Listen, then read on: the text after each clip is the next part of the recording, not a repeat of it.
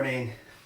Welcome to today's class. My name is Jon Witt and this is a Hatha 1 class. So today you'll have some blocks, a strap, and a bolster to help you with practice. It's going to be more mellow, more things on the ground. And if you don't have the props that I suggested, you can get creative. You can use pillows. And there's other things you could be using, in terms of, what your space provides you. So I hope you're good today. Happy 4th of July. Hope you have some extra time off this weekend. So in starting, I'm going to start sitting as I am. I'm going to sit cross-legged, but we're just going to practice crossing the legs. So if it's really difficult for you to do this, don't do every repetition that I'm going to do, right? Just sit cross-legged, hug the legs in. You can also push the thighs apart. I'm going to recross the legs, right? And then as I keep recrossing the legs, it'll help produce better strength in the thighs and in the hips. I'm just going to do that one more time, and then we'll do some side bending and some easier things. But the switching of the legs is something that I practice, and it's a good thing because it'll coordinate the legs. So just move the rib cage a bit sideways, and then as you're moving the ribs side to side, think that you're touching the ceiling above you. So if you have a hard time breathing, I'm going to base this class off of helping you free up the rib cage, and then we'll do some breathing towards the end of the class. I'll add some more classical techniques, which are really very basic but very beneficial. And then what I'm going to do is I'm going to come back into the middle and I'm going to circle my rib cage in a circular motion. So getting my ribs to move around. And I said this in yesterday's class. A spinal wave on the floor there's a lot of great resistance from being on the floor. So with the weight in your hips, you can really move around and change things within the upper body. And you can circle around the opposite direction. And maybe you need to move slower than me. Maybe you need to move not in a really big range of motion. Bigger isn't always better. And then come back into the middle and recross the legs. And as you recross the legs, take the left hand to the left side, reach the right hand to the right, and just explore coming forward. So as you're coming forward, not that it's the be-all angle, but it'll just change things. I say this often, if I'm in the same angle, I'll get really good at that angle, and I may possibly look better in that angle, but there might be another angle that you could actually benefit more in if you change it a little bit. So initially, having consistency is very good, and then the more you practice, I really believe in more diversity, especially if you want to keep growing as a practitioner. You could take the right hand behind the head, and then as you take your hand behind your head, you could turn your upper body to the right. So I'm not that I'm trying to get lower with my elbow, but if I could, I'm going to go up high, which is most likely going to be easier. But this is a great position. Then I could also get lower, and that just adds a different kind of leverage in the spine. And then just go back to having the hand out to the side and just relate to what's actually better for you. And then you can bring yourself back up and recross the legs. And as you recross the legs, you're going to take the right hand to the right and the left hand to the left.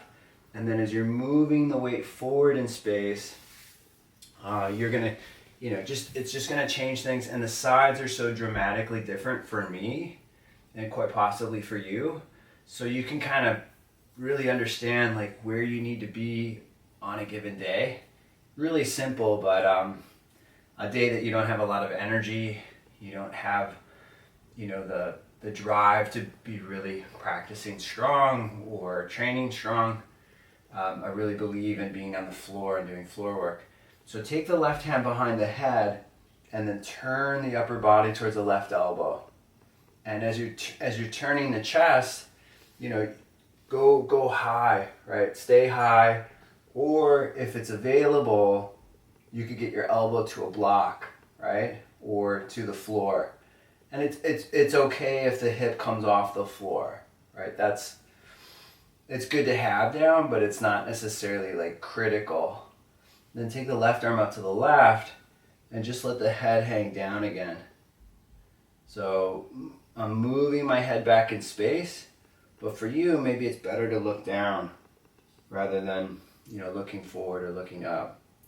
And then bring yourself back up and then have the hands behind you, but turned out. And when the hands are beside you, just underneath the shoulders, just push to the feet and lift the hips up off the floor if you can.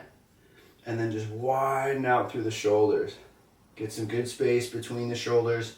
Push down through the front of the hand.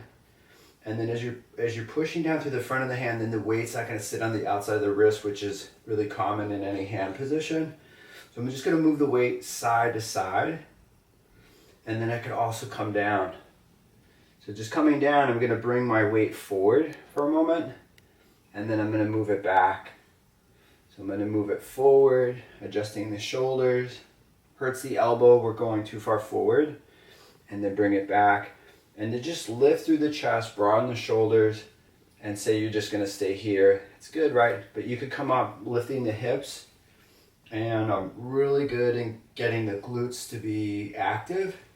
And then that'll help support you in standing, moving correctly. So I'm pushing down through the heels of my feet. I'm taking my head back if I can.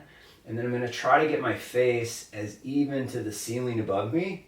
Not that it's about looking perfect. It's just if your head's turned to one side has more space and one side does not. So you can bring the hips down. And then as you bring the hips down, we're going to go into a butterfly position. So Baddha Konasana. So in Baddha Konasana, push the feet together, push the knees apart, and just sit upright. So not that I would do a squat from the tabletop, but the more you can do this type of position, Baddha Konasana, the easier it'll be to squat. And what you may not know is it's really, really beneficial for the upper body. So I'm pushing my feet together and I'm pushing my knees apart. And then now I'm lifting my hips a little bit off the floor if I could. But if you can't lift the hips up, you just keep them down. It's great to be on a higher surface. On a higher surface, you're getting more extension through the upper body and you're getting more leverage into the hips. Classic yoga is really just all on the ground. Eye exercises, breathing exercises, very beneficial, but it's in terms of like if you want to move better, that's why Hatha yoga changed so much in the 19th century. So bring the hips down, and then when you bring the hips down, just pull the legs up into the chest, wrap the arms around the legs, push the knees out into the arms, and look up. As you look up, if you look up long enough, you'll really start to feel what will actually move or what may not move. And even though that this isn't the deepest back bend in the world, you can feel what's actually going to eventually move for yourself. And that's why you don't have to look up for a tremendous amount of time, but throughout the day, notice if your head is down, you're looking to the floor. We want to lift the head up, right? So just bring the head back down neutral, and this is when we're going to grab the strap. So take hold of the strap, and as you take hold of the strap, just going to wrap it around my right foot. My right leg could be bent or it could be just straight up, right? But I'm going to push the leg forward, and then as I push it forward in space, I'm just going to bend the knee, right? Because you might not be ready to fully straighten your leg out, right? But I'm going to bring it forward and up, and then I'm going to bring it down, and then taking it up. Because I see people and they just try and years. It's very difficult to do this. So they're still benefiting with a bend in the knee, and then you can extend the leg forward. So take 2 deep breaths. You could look up. You could push the feet into the strap. Strap is good, especially if you don't do any kind of weight training, right? You're not pulling at all. It's good to do this type of practice at least a couple times a week where you're pulling, and then bring the right leg down. You can take the left leg up into the strap. You could bring it forward. You'll see which leg is actually more flexible. Like my left side is just easier and in a number of ways. But try to spread through the toes. Push the foot forward, elevate the chest, really extend the leg forward, and then bend the knee. And again, the leg that you struggle with, you won't want to do it as long. So what you could do is you could start with it, do the other side, and then go to the weaker side or the more challenged side. So lift your chest up away from your leg, spread your toes out, right? And then bring the left leg down. And then what you'll do is just put the strap off the side. I'm just doing this just to keep you warm and keep you active and keeping a stronger practice, right? So push through the hands, elevate through the chest. Again, some of you might not be able to lift up. You can lift up if you can. So I'm pushing the heels of my feet in the floor. I'm broadening my shoulders. I'm moving my head back in space. And all these straight arm positions will really help you in doing bent arm transitions like push-ups, which are really popular in modern yoga. And then you can bring the hips down. And then when you bring the hips down, we're going to use the strap, but just a little bit of a different way. So I have a kind of like a military belt strap. Some people have buckles. You may have a TheraBand or an old t-shirt. Those are all good things to use. But I'm just going to make it so that it stays tight. And then I'm going to take it around my body. So I'm going to bring it around my shoulders. And then once I bring it around my shoulders, I'm going to take my right leg up into the strap. I'm going to push it forward. So if I take the strap just a little bit lower than my shoulders, it's going to help me from not rounding my back. Now my hands are down on the floor and I'm turning my hands out, and that's helping to rotate the shoulders back. It's just inevitable the shoulders will round forward, but just bend the knee a little bit and then push strong through the right foot. If you want to use your hands, you really need more leverage. Some people do, right? Some people need a lot more leverage to adjust the legs. Like sometimes I'll use weights to really expose my body more because I don't have someone to adjust me.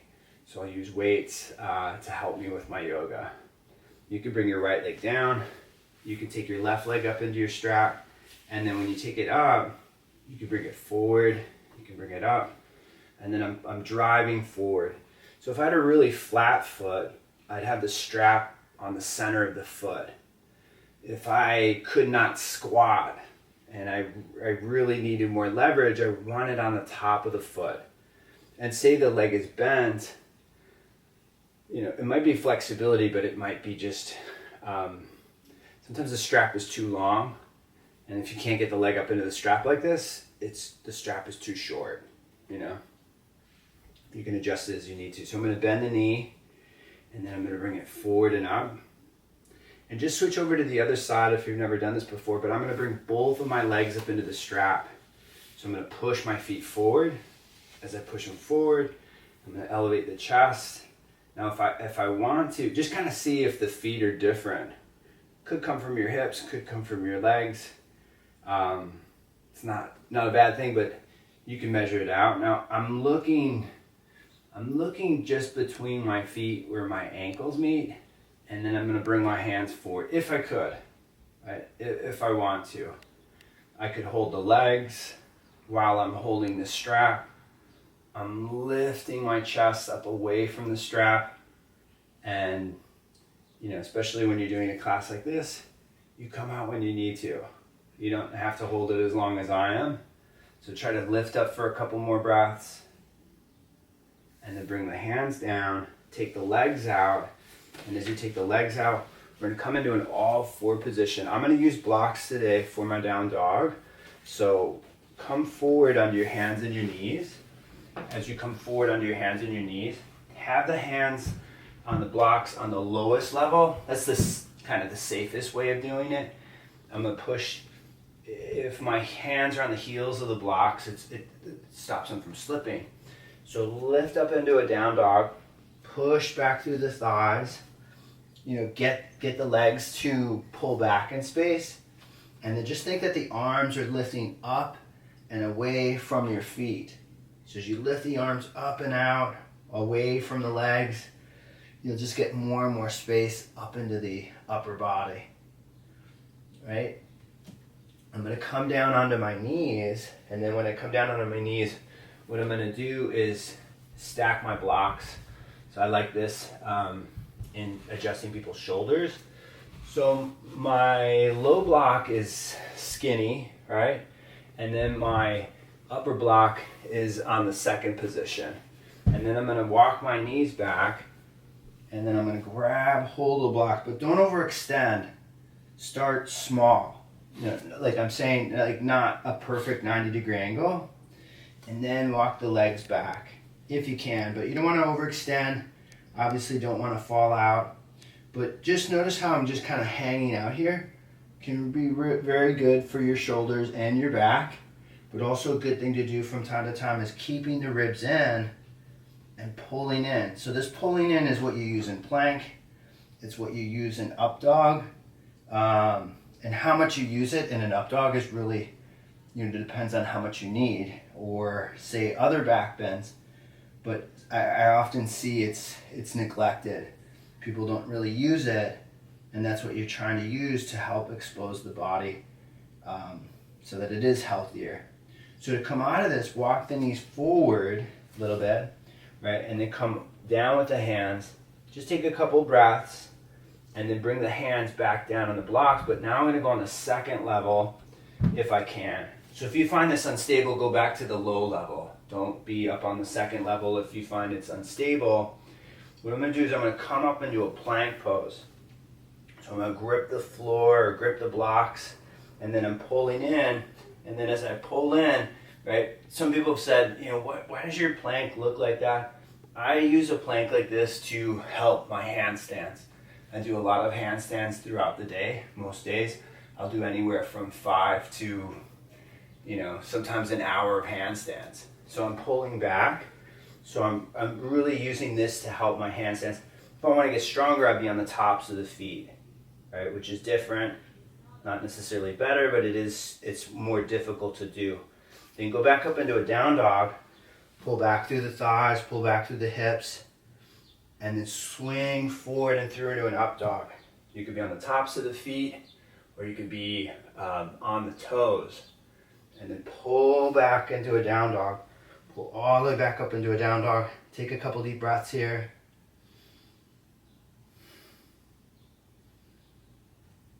And then come down onto your knees. And then as you come down on your knees, you're going to stretch out your shoulders. So take your left arm up to the ceiling. I'm going to do this a few times. So the left arm comes up.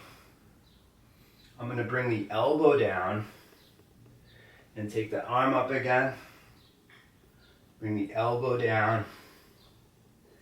Take it up again. And then thread it through. Bring the shoulder down, the head down, and the hips are high. So really a basic thing, but the back has so many layers to it that as you stretch it as you are, it's going to be that much easier to rotate. So yoga, a position like this is more passive stretching, so it's more based in flexibility. But you can still add elements of strength, right? You can strengthen the abdomen, you could turn more, but it could also be very positive if it was passive, like more like yin yoga is like really based in being, passive, not active at all. So take 2 deep breaths here. Breathe in, breathe out.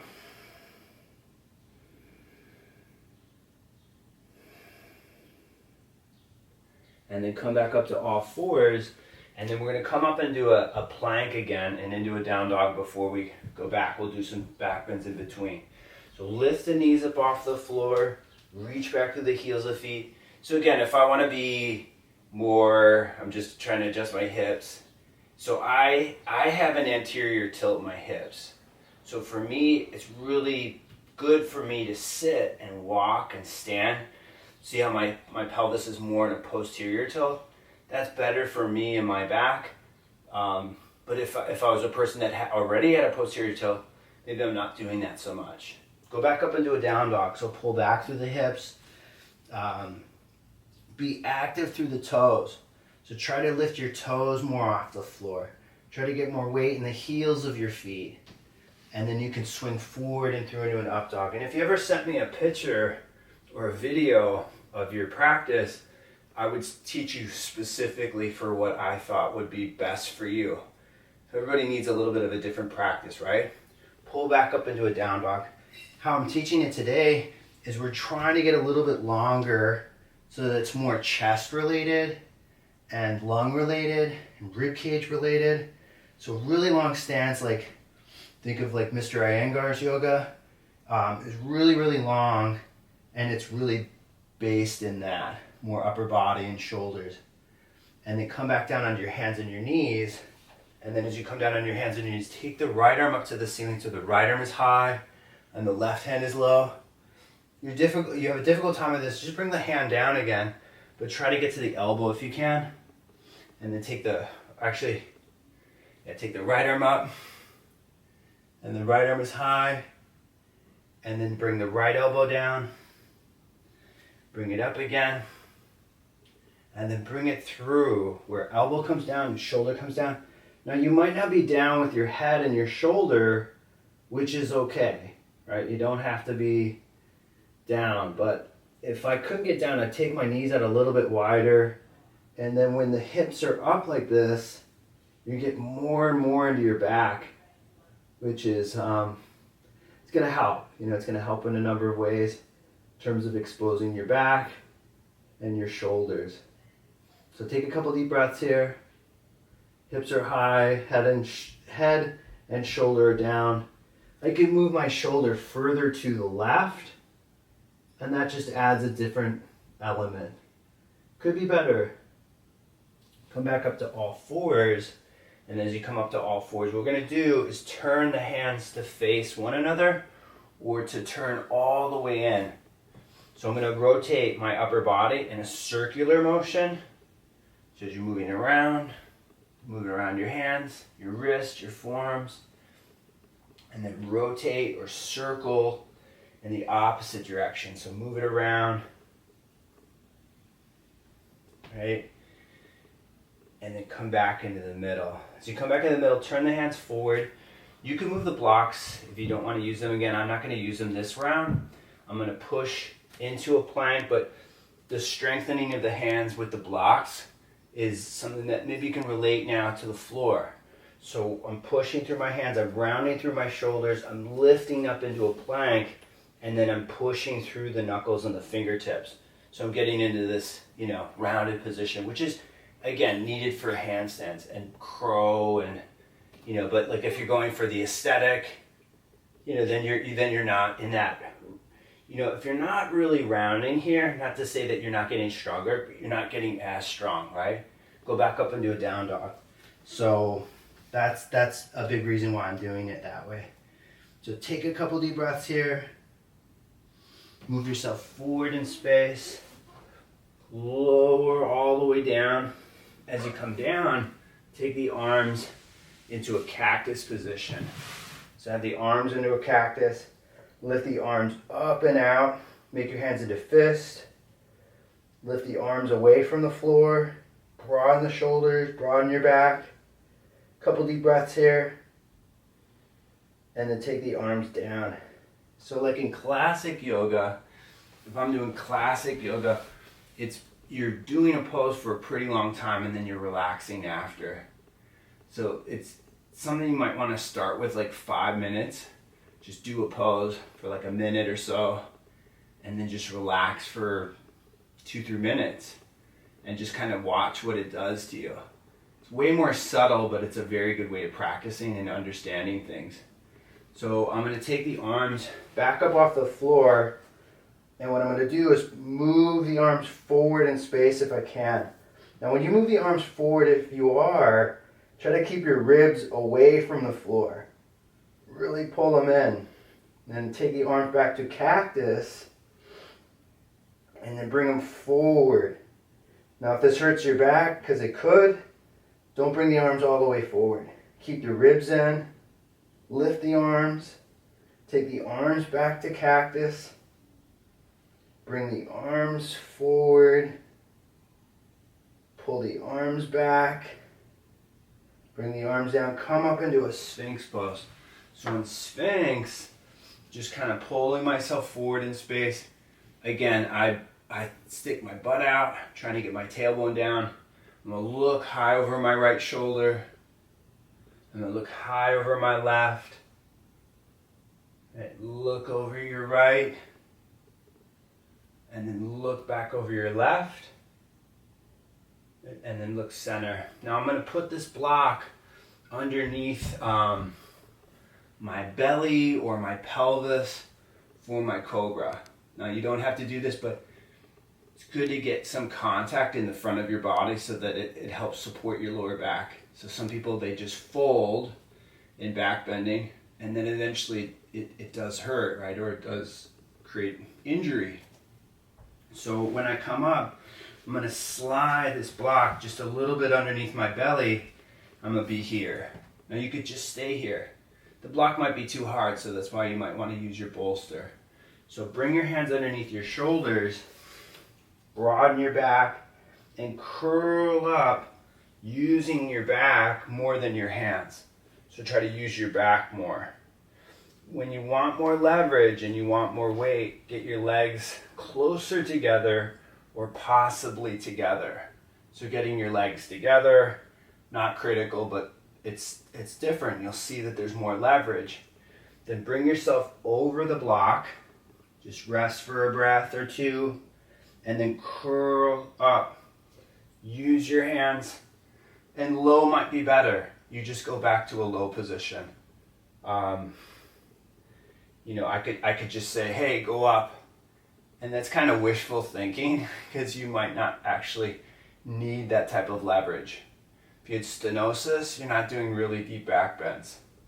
Bring yourself down, right? Bring the elbows underneath the block or underneath the shoulders. Move the block out.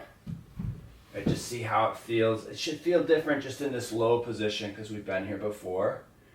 Then bring yourself down. Have your hands underneath your shoulders. Now push your hands in the floor.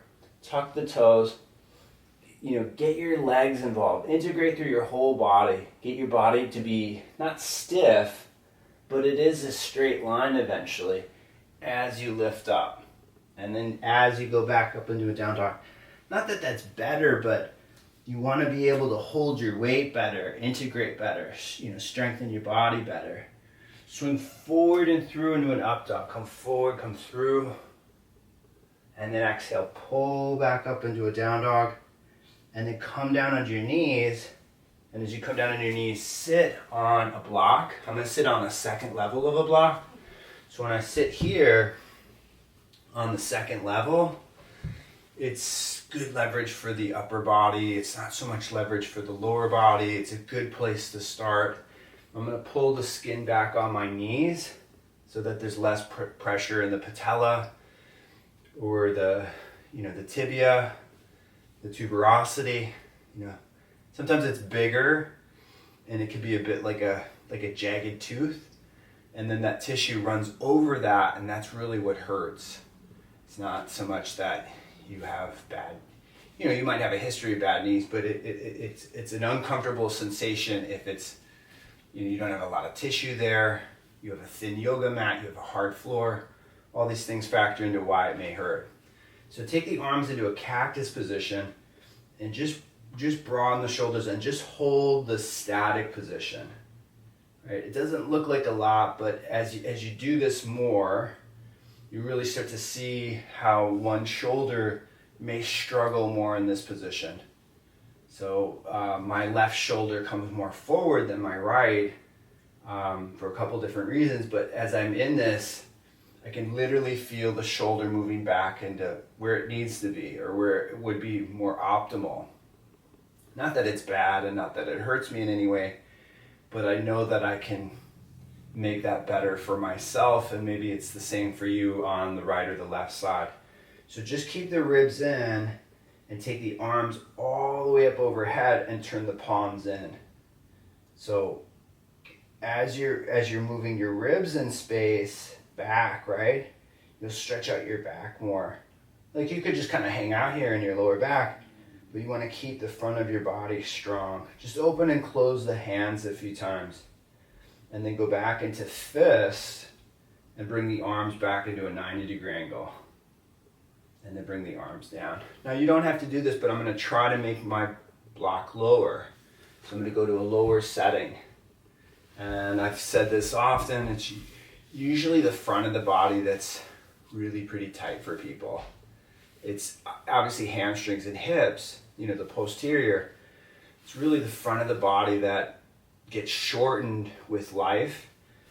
And most classes, including my classes too, there's a real concentration on opening up the backs of the legs, which has its place. But it's really the front of the body that, again, is restricted. So if you really have a hard time back bending, extending, this is a reason why I'm doing this. And it's the front of the body. If it's more free, open, spacious, it's easier to breathe. It's easier to hold better posture throughout the day. I'm going to try to change the block lower, and kind of like what I said about when we were side bending in the cross-legged position. You might not be getting down, and if you have some experience, you can move around a little bit. That's what they do in martial arts. It's really frowned upon in yoga. You don't have a lot of body awareness. Don't hold poses really long. Come out of them. Build up an awareness that you can eventually hold things longer. Because some people have a really tremendous willpower or pain threshold, and then that's actually a negative. Like I've been in trainings before where serious practitioner, and they don't really know when to come out. They just will themselves through it, and that can be obviously unhealthy. So come off your block or come off the floor if you're done with this, and come back up onto the blocks. Go back to the middle setting if you can. As you go back to the middle setting, push with the hands, round through the shoulders, right? Pull up through the belly, and pull back up into a down dog. So pull all the way back up into a down dog. So as you pull back up into a down dog, try to lift the front of your feet off the floor. Get more weight in the heels. Swing forward and through into an up dog. Lift your chest. Relate to when we were doing cobra, when you're doing up dog. You want the weight in the lower body. You want to lift up away from that. Pull back up into a down dog. Pull all the way back up into a down dog. Pull the belly, pull the ribs in. Think I'm lifting your arms away from your feet, away from your legs, and then come back down onto your hands and your knees. And we're going to come down into the floor, and we're going to do some stuff for your hips. So come into a 90-90 position. So have the legs somewhat like this. Have the feet as wide as, say, the shoulders or wider. Just take the knees over to the right side and bring the legs over to the left. Another reason I'm doing this, because the class, in my opinion, I'm designing it around getting people to do a breath practice. And to be honest, your breath practice doesn't have to be on the floor. Your meditation does not have to be on the floor. It's been taught over the years. You could very well benefit. I really like doing breath work on my back, because your posture is really as good as it will be on your back. At some point when you sit, your posture is not optimal. You can take the knees over to the left side, and with my knees over to the left, I'm going to be moving my upper body forward in space. These are pulses. So I'm going to come forward as much as I need to. So whatever that means to you, maybe you're lower than I am, maybe you're up higher than I am, and that's okay. So I'm going to bring myself up, and then I'm going to sit back over my pelvis. So getting more internal rotation. So if you have pain in your right knee, create a lift. So if you don't have internal rotation here in the right leg, you'll feel it on the inside of the knee. Obviously that's not good. It's the medial meniscus. You don't want that. But I'm just generating more weight into my right hip, and then I'm going to come forward. And as I come forward, what I'm trying to do is I'm trying to lift my left leg into my chest. So I'm trying to bring it up and in. As I bring it up, bringing it in, it's going to help with creating more space in the back of the hip. Then bring your legs up, or when you bring I'm going to bring my right leg up, taking my right leg up, then I'm going to rotate that right thigh out, and your left knee will lift up a little bit, right? But I'm pushing my legs apart. As I push my legs apart, I'm really using strength, right? I'm using as much of my strength to support the pose as I'm using my flexibility. And then I'm going to lift my left knee up, and then bringing my left knee down, and then I'm going to come forward with my hands. So when I come forward, I'm extending my back, right? I'm moving my upper body forward in space. And again, someone's taking a photo of you, they want to see how far you can go, right? That's not really, I don't think that's really healthy, but that's what's popular, right? What I would go is a range that's healthy for me, and that's adjusting my hip, and it's adjusting my back, and that's what you're using the pose for, is you're using the pose to, obviously, for your well-being, right? I'm going to move forward, adjusting the hip, and then I'm coming up. And, maybe I'm doing it a little bit different, but again, the sides are different, and that's because I practice so often on my own. I'm really tuning into when I need to go into it and when I need to come out. Not so much like a time. A time is really good to kind of keep you structured. Like, okay, I'm going to meditate, or I'm going to do practice at a certain time. That develops discipline. And it's good to have that, but it's really important to really tune into like when you need to go into it, when you need to come out, how to apply yourself. I'm breathing in and out, and there's many, many layers. So I've done a lot of different training. So I still feel like, even though I can do other things with my hips, I find that this is very, very positive in adjusting my hips. And then you can bring yourself back up. Take the left knee up and generate more push out. So generate the thighs out, right? Get a good push out. And then what you're gonna do is bring the legs up and have the hands back underneath the shoulders, push through the hands, push through the feet, and lift your hips up off the floor. So taking the hips up off the floor, rotate the shoulders out, move the weight around a little bit, right? Like in an advanced class or something like that, I would say, would you be willing to do a handstand on one hand? And some people would say, no way, I wouldn't do that, right? But some people would say, oh yeah, I'd do it. And the hand that you'd want to do it on, the hand that you would do it on, is really the hand that supports you. So push through the heels, lift through the hips, take the head back in space, and then bring the head forward, and then bring the hips down. And then when you bring the hips down, go back into a Baddha Konasana position. So have the feet together, have the knees wide, right? Generate a good push out in the legs. Have your right hand on your right thigh, push into it, and then as you're pushing into the leg, lift the leg up into the hand, and you'll adjust the hips. So hips really, for my experience, it's a long process. It's not quick.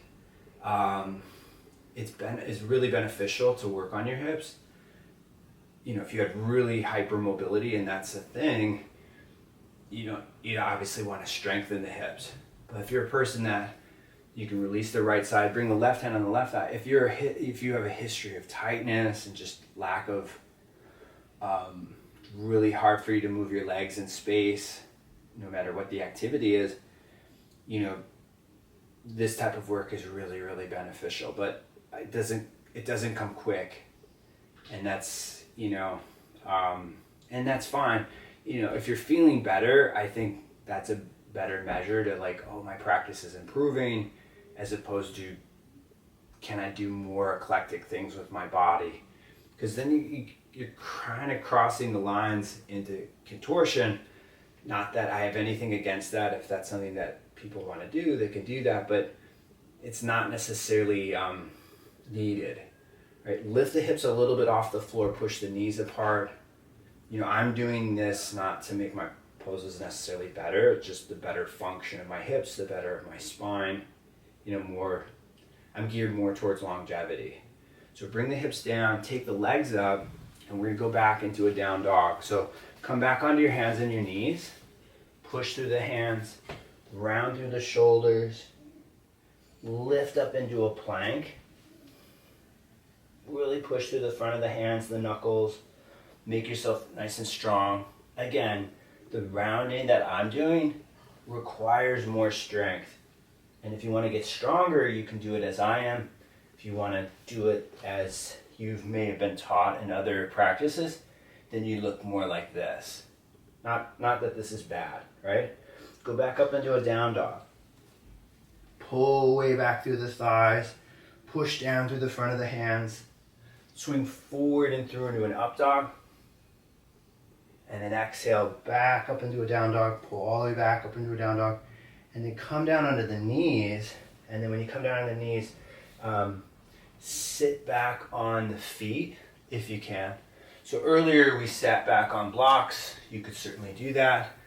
As you sit back on the legs, it's opening up more of the tops of the feet. Just move the weight around and you might actually see that you have a tendency to lean to one foot. If you do lean to one side, try to lean to the opposing side as best as you can. Maybe you've twisted an ankle before. It's still there, especially if it was of recent, right? It's obviously there. If you did it when you were a kid, it's obviously there's some element of it still being there, the scar tissue, right? It takes lots and lots of work to break that down. So what I'm going to do is I'm going to come onto my toes. I'm going to sit back on my feet. Now, if I can't sit back as far as this, I'm here. But what I would do is I'd pulse. And I've said this before, how much flexibility you have in your feet really reflects in how much flexibility you have in your hamstrings, your hips, and even your spine, right? More so lower body because it's so closely related. Now if you can, sit back up so that you're over your feet. As you sit over your feet, again, try to see how you sit. And then you can come out of that, come off the hand or come off the feet, sit back onto the feet again. And then now what I'm gonna do is I'm gonna take my knees out wider, and that's just easier, right? Now I'm gonna take my right hand back. I really like these. You could have a block, right? You could slide the block back. So I have my hand on a block, I'm gonna slide the block back, and then as I slide it back, I'm opening up through my chest, I'm opening up through my shoulders.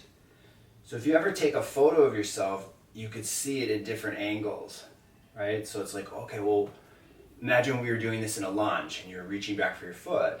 So it's going to be transferable. Like it's going to get you into other positions or places in practice. So slide the block back.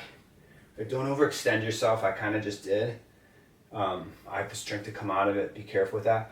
I'm going to go back with my left hand, and then I'm going to slide it back. I'm going to turning my chest, twisting, then possibly, again, using a block. I'm going to take that block back. I'm going to slide it back. So I'm turning my chest, rotating my shoulders, tailbone is down. There's many, many layers in the back, especially if you have kyphosis. So if you had a kyphotic curve, like an excessive kyphotic curve of the thoracic, twisting can really help. Twisting can, back bending obviously is going to help you. And then slide the block back or the hand back, come onto your hands and your knees, and go up into a down dog. So pull back up into a down dog, pull back with the thighs, pull back with the hips, swing forward and through if you wanted into an up dog. and then go back up into a down dog. For me, things are feeling way, way better than I first started practicing, and hopefully that's the same for you. So come forward again, swing forward, pull back, and then walk the feet forward, middle of the mat, walk the hands back towards the feet, and then just organize the toes. So I'm using my thumbs to pull my baby toes apart, and then I'm using my thumbs now on the insides of my toes. So I'm spreading my feet apart. And of course, maybe not forward bending, right? But I'm gonna bring my feet together, and then I'm gonna cross my left foot over my right foot. You can cross from behind as well. I'm getting more into the hip, more into the upper body, and the more flexibility you have, not that this is it's not the only thing that we're developing, but it is a big part of this, is you'll start to feel it having more of an impact on the upper body. So it's obvious we're doing it for the lower body, but it starts to generate more leverage into the upper body, the spine. So bring the weight into the hands, bring the left foot next to the right, then cross the right foot over the left. As you cross it over, you're on your left foot's your back foot. It's to stretch out the back of the leg, right? Take 3 deep breaths here.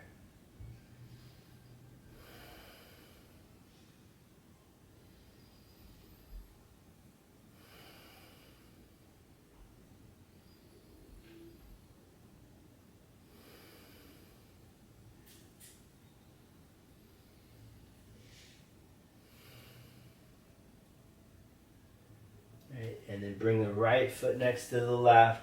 Separate the feet, about the width of the shoulders. See if you can squat down. Not important that you can squat. Come forward onto your hands. Come into a seated position and sit however comfortable, or whatever position you want to sit in. So I'm gonna sit in Sukhasana on a block. So you can come up, and then when you come up, and just sitting up nice and tall, nice and upright, just basic position. And then as you're sitting upright, I'm just gonna do some deep breathing, simple, something that you could continue to use. And then I'll do a little bit of Kapalabhati, that's just diaphragmic. The diaphragm is really controlling the breath. It's to strengthen the diaphragm, strengthen the lungs. And it's a good way to build up kind of some conditioning in your cardiovascular. Very different than running or other forms of training, but it's a good way, especially if you can't do that. And then if you're interested in really long retentions, these aren't really the techniques that I'd use. You can very well hold your breath for a minute. You can very well hold your breath for 2 minutes, 3 minutes, and so on. It's just you have to really train it and systematically train yourself to do that if you want to. But because of the pandemic, it's something that you might want to do, and it's something that I believe in. I practice. All my practices are cyclical. I haven't been practicing that of late, but last summer I got up to about 6 minutes of retention, and that was never the goal. It just got up that high. Right, so you can take a deep breath in, and then you can exhale. You can inhale, and you can exhale. Inhale, and then exhale. So maybe you just want to keep doing that, just deep breathing. Ujjayi pranayama is where you close off the throat. It develops more heat. That's a good way, basic way. But you could do the Kapalabhati that I'm going to do. I'm going to do 10 reps, something close to 10 reps. And then I'll just keep building it up, and maybe we'll get to 30, maybe we'll get to 50. So take a deep breath in, and then you just simply exhale.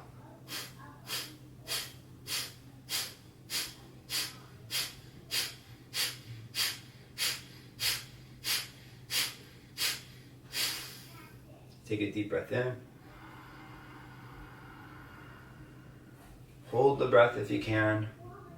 Just a simple 4 count, and then exhale nice and slow.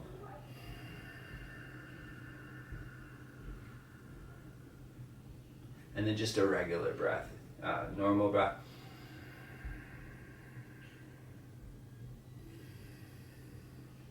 And then we'll try to get to 15, try to get to 20. Just try to relax, relax your eyes, your face. You've been doing yoga for a while and this is still really kind of foreign to you and you haven't gotten it yet. It's okay, but it's forced breathing, but it's not coming from the face, right?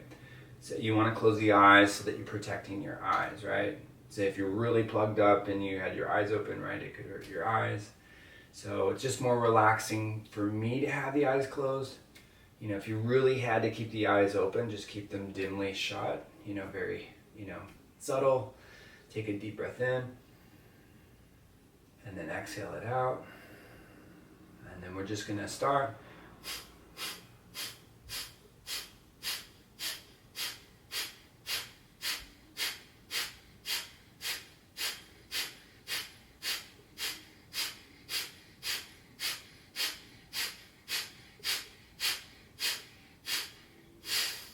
Take a deep breath in. Hold the breath, expand the body, really stretch more internally as you hold, and then exhale nice and slow.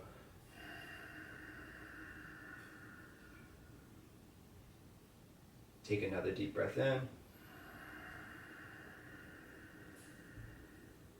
Exhale it out.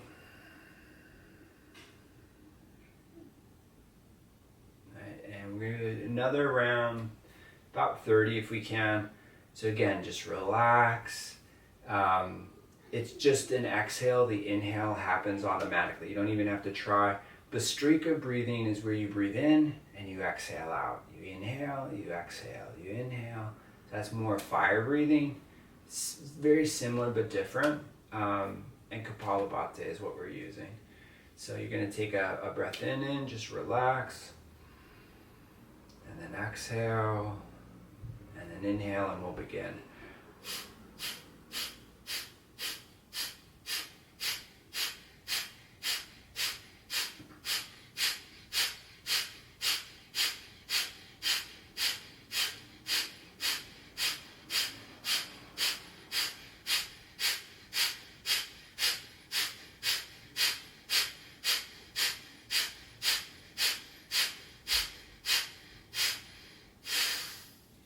Take a deep breath in. Hold the breath. Try to get the front of the body more upright.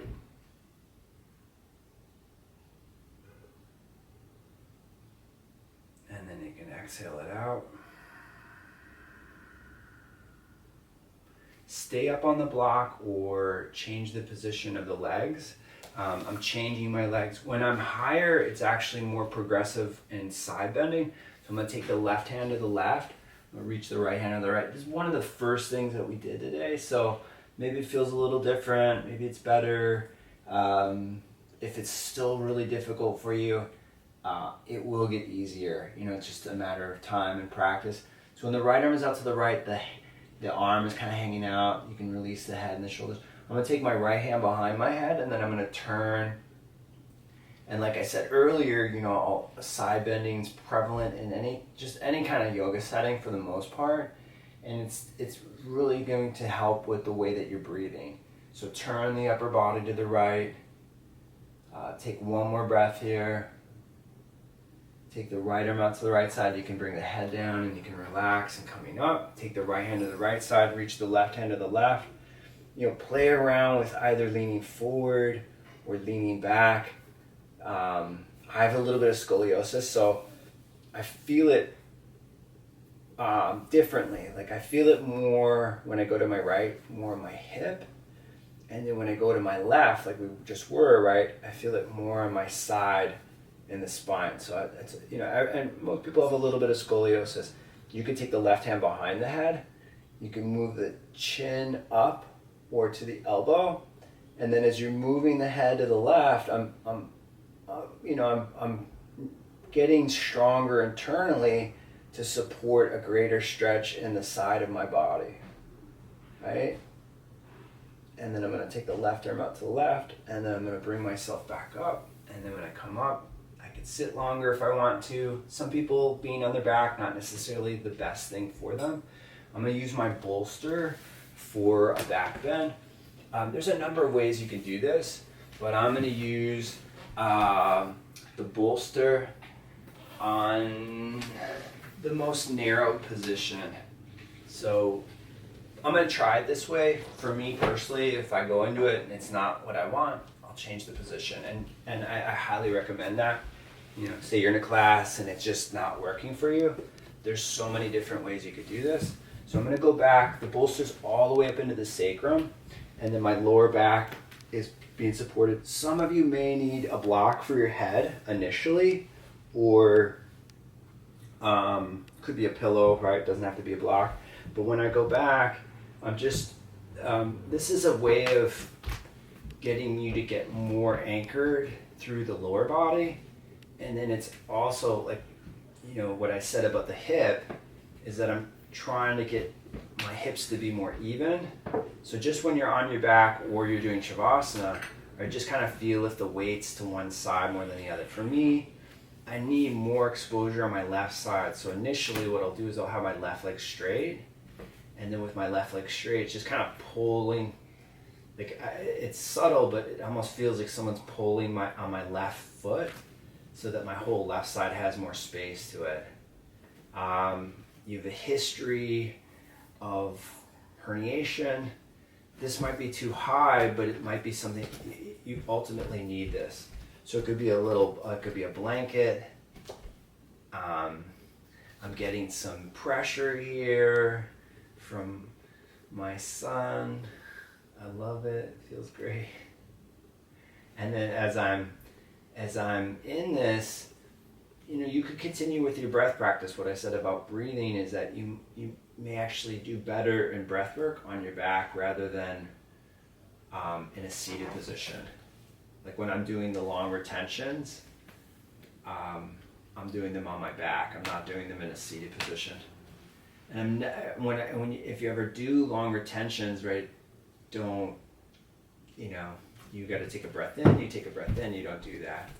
And then I'm happy if you spend more time on your back, but what you could do is you could come up, and I'm going to finish in a seated position. So I'm going to bend my knees, I'm going to roll over, I'm going to bring myself up. So how you do your restorative work is either are you trying to change things, or are you trying to relax? They're two very different things. So I believe in just being more relaxed, but I'm also too very much interested in changing people's structure. So if your structure's off, you want to walk better, you want to run better, you want to perform better, you know, changing your structure helps. So you could sit cross-legged like we are. I'm going to sit and I'm going to pull myself up in space like you're wearing a big heavy jacket. And then I could turn the palms up, I could slide the hands up, right? I could bring my hands together if I like to. Have a beautiful day, have a beautiful weekend, and happy 4th of July if you're an American. Let me know how the classes are going. All these classes are uploaded onto YouTube, so if you want to just repeat them, you can. If you're benefiting and you can afford it, please donate, because it helps me support more and more people teaching people for free. So you can Venmo me, it's Jon Witt Yoga, and PayPal is the same. I like Venmo because then I can respond, I can correspond, I can confirm that I got payment, and just better for me that way. All right, have a great weekend. Have a great weekend, please. Yeah. Okay, so I read it.